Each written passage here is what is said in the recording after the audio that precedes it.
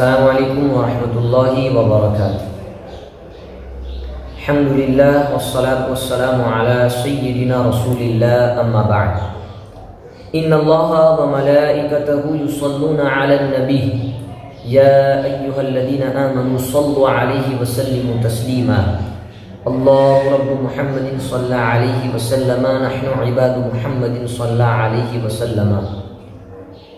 میں اپنی طرف سے اور اس چینل کی طرف سے آپ تمام احباب کو جشن آزادی کی بہت بہت مبارکباد پیش کرتا ہوں۔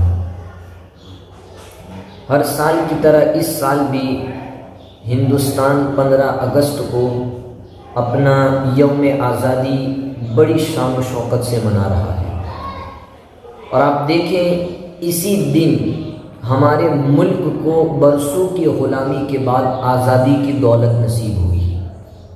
اور آپ یاد رکھیں، جنگ آزادی یہ ہندوستانی تاریخ کا ایک انوکھا باب ہے جسے کبھی فراموش نہیں کیا جا سکتا۔ اب دیکھیں، جب سے دیش آزاد ہوا ہے تب سے لے کر کے آج تک ہندوستان میں آزادی کا جشن بڑی شان و شوکت سے منایا جاتا ہے، اور بلکہ پورے ملک کو دلہن کی طرح سجایا جاتا ہے، اور اس دن مجاہدین کے ایثار کو اور ان کی قربانیوں کو یاد کیا جاتا ہے۔ مگر آپ نے کبھی غور کیا، آپ نے کبھی سوچا کہ جنگ آزادی میں حصہ لینے والوں میں مسلمانوں کی کتنی تعداد تھی، کتنے مسلمان تھے؟ شاید کبھی ہم نے اس پر غور نہیں کیا، کبھی ہم نے نہیں سوچا۔ بلکہ آج ہماری حالت تو یہ ہے کہ آج ہمیں پتہ ہی نہیں ہے کہ ہمارے کن کن علماء نے جنگ آزادی کے اندر اپنا قائدانہ کردار ادا کیا ہے۔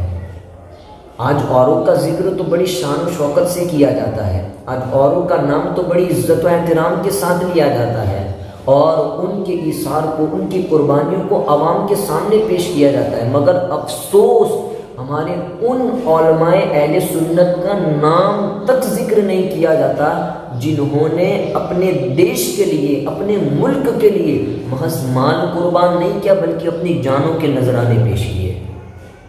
مسلمانوں نے، دیکھیں آپ، دنیا میں اپنی قوم کے لیے، اپنے وطن کے لیے، اپنے ملک کے لیے مسلمانوں نے بے شمار قربانیاں دی ہے۔ اسی طرح جب بر صغیر سے انگریزوں کو 7 سمندر پار واپس بھیجنے کا معاملہ آیا تو مسلمانوں نے اپنا تن من دھن سب کچھ اپنے ملک کی خاطر قربان کر دیا۔ آپ دیکھیں، ٹیپو سلطان نے جو قربانیاں پیش کی اس کی مثال 18ویں صدی کی تاریخ میں نظر نہیں آتی۔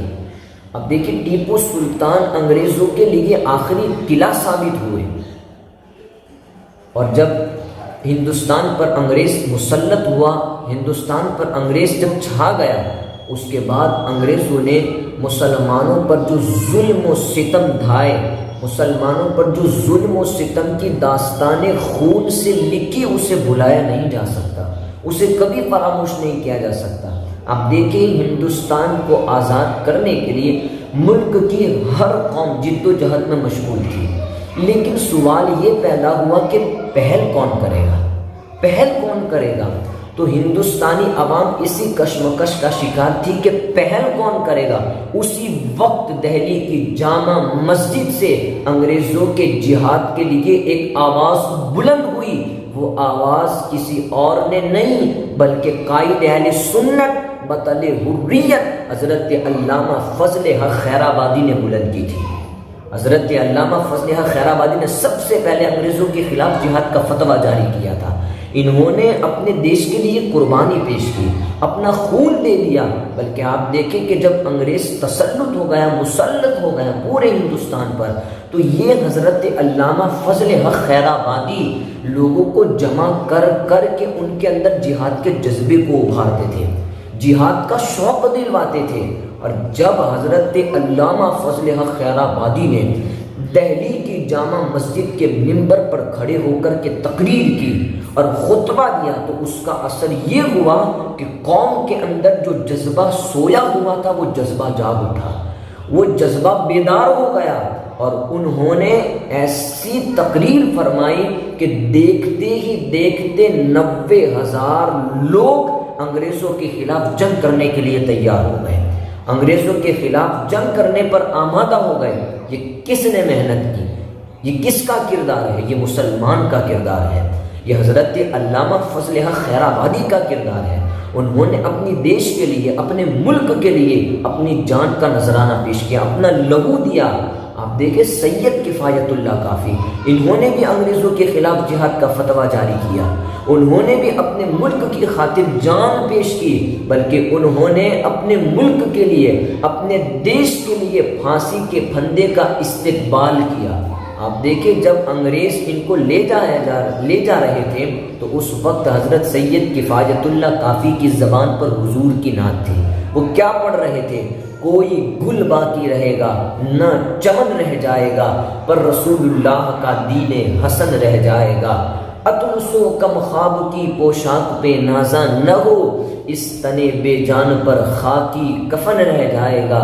ہم سفیر و باغ میں ہیں کوئی دم کا چہچہا، بلبلے اڑ جائے گی سونا چمن رہ جائے گا، اور سب فنا ہو جائیں گے کافی، لیکن حشر تک نعت حضرت کا زبانوں پر سخن رہ جائے گا۔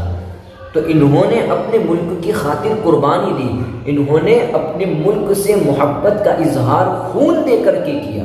آپ دیکھیں حضرت عنایت احمد کاکوروی، حضرت رضا علی بریلوی، یہ رضا علی بریلوی کوئی اور نہیں ہے بلکہ مجدد میت حاضرہ و ماضیہ حضرت امام اہل سنت کے دادا بزرگوار ہیں۔ اور یہ حضرت رضا علی خان بریلوی علیہ الرحمہ یہ باقاعدہ مجاہدین کو ٹریننگ دیتے تھے، باقاعدہ ان کے اندر جہاد کے جذبے کو ابھارتے تھے، اجاگر کرتے تھے۔ یہ علماء کرام ہیں، یہ مسلمان ہیں، انہوں نے جنگ آزادی میں حصہ لیا۔ اور آپ دیکھیں جن علماء کرام نے جنگ آزادی میں حصہ لیا ان میں اکثر وہ علماء تھے جو مسند درس پر بیٹھ کر کے درس دیا کرتے تھے، اپنے تحریری اور تقریری تبلیغ کے ذریعے اسلام کے چراغ کو روشن کیا کرتے تھے، مگر جب ضرورت آئی اپنے ملک کی خاطر لڑنے کی تو انہوں نے اپنے ملک کی محبت کی خاطر درسگاہوں کو چھوڑ کر ننگی تلوار لے کر کے میدان کے اندر نکلے ہیں، ننگی تلوار لے کر کے میدان کے اندر کود پڑے ہیں۔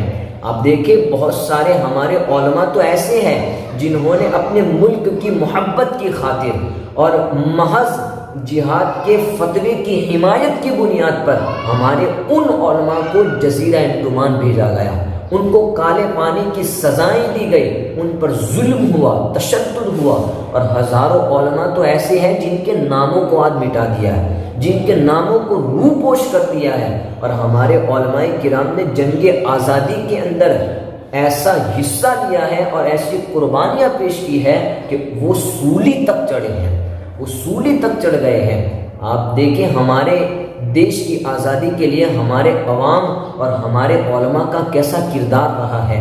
دیش کی آزادی کے جو مجاہدین ہیں اس میں زیادہ تعداد مسلمانوں کی تھی، ہمارے عوام اہل سنت نے اپنا خون دے کر کے اپنے وطن سے محبت کا اظہار کیا۔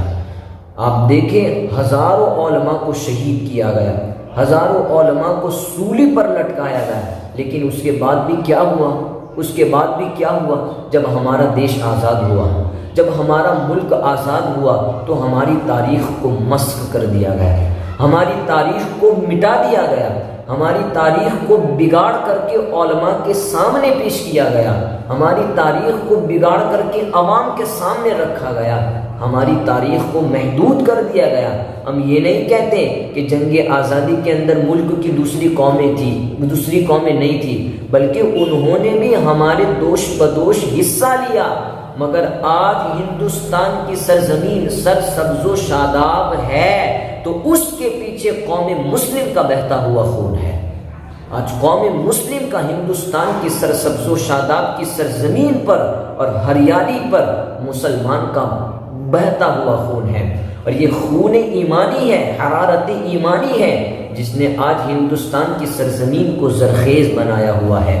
تو ہم نے بھی ہندوستان کی لیے اور ہم نے بھی دیش کی آزادی کے لیے بے شمار قربانیاں پیش کی ہے، جانوں کے نذرانے پیش کیے ہیں۔ وہ کسی نے کہا ہے دنیا سے آج پوچھو پیچھے نہیں تھے ہم، دنیا سے آج پوچھو پیچھے نہیں تھے ہم، انگریز لے رہا تھا جب امتحان ہمارا، گولیوں کی زد میں بھی مقصد نہ ہم نے چھوڑا، قیدوں میں بھی نہ بدلا عزم جواں ہمارا، ریلوں میں، راستوں میں، جیلوں میں اور محفلوں میں نعرہ تھا ہم کو دے دو ہندوستان ہمارا۔